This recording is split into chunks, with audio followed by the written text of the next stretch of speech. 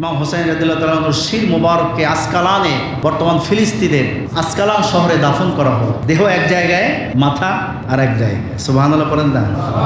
যদি বলেন না সুবহানাল্লাহ।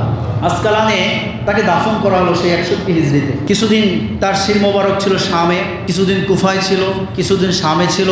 এরপর আসকালানে তাকে দাফন করা হয়েছে, তার শির মোবারককে দাফন করা হয়েছে। 548 হিজরি সনে আসকালান শহর ক্রুসেডারদের হাতে চলে যায়, কাফের মুশরিকদের হাতে চলে যায়। তখন তারা এই শহরের যত মনীষীদের মাজার ছিল, মাজারগুলোকে তুলে তুলে নষ্ট করা শুরু করে। তখন ফাতিহ একজন উজির ছিল, তিনি বলেছেন যে না, ইমাম হোসেন রাদিয়াল্লাহু তাআলা আনহুর শির মুবারক, এটাকে নষ্ট করা যাবে না, এটাকে ধ্বংস করা যাবে না। তিনি তাদেরকে বিনিময় দিলেন, বিনিময়। সুবহানাল্লাহ পড়েন।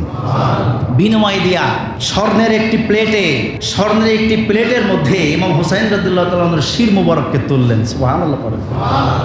ইতিহাস সাক্ষী, সেই প্রায় 472 বছর পর ইমাম হোসেন রাদিয়াল্লাহু তাআলা আনহুর শির মুবারক যখন কবর থেকে উঠানো হয়েছে, যে তখন যখন তার গলাটা কেটে ফেলা হয়েছিল, রক্ত টপ টপ টপ করে পড়ছিল, যেমনিভাবে তাজা ছিল, সে 472 বছর পরে একইভাবে দেখা গেছে ইমাম হোসেন রাদিয়াল্লাহু তাআলার শিরটা এখনো তাজা। জোরে কোন সুবহানাল্লাহ, আরো জোরে বলেন না সুবহানাল্লাহ।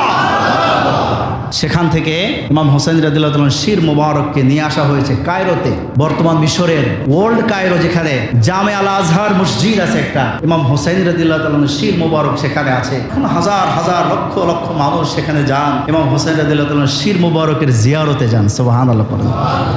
যদি আপনাদের পয়সা থাকে, যাওয়ার সুযোগ থাকে, মিশর যাবেন। মিশর গিয়া অনেক নবীদের মাজার শরীফ আছে, রওজা শরীফ আছে, জিয়ারত করবেন, তাদের দোয়া নেওয়ার চেষ্টা করবেন, রুহানি ভাবে তাদের সাথে একটু কানেক্ট হওয়ার চেষ্টা করবেন। ইনশাআল্লাহ কি পারা যাবেন? ইনশাআল্লাহ সম্পদ আছে, ঘুরতে যান থাইল্যান্ড, ঘুরতে যান সিঙ্গাপুর, মালয়েশিয়া ঘুরতে যান, আপনি ঘুরতে, সমস্যা নেই। কিন্তু এই নবীদের যেই ঐতিহাসিক যে জায়গাগুলো আছে, এই জায়গাগুলোতে যাবেন, হৃদয় ঈমানের নূর পয়দা হবে। আল্লাহ তৌফিক দিক, বলেন আমিন।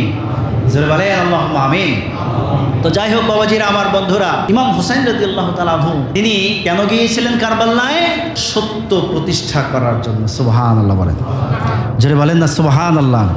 কিন্তু সত্য প্রতিষ্ঠা করতে গিয়ে তার জীবন দিতে হয়েছে, কিন্তু জীবন দিয়েছেন।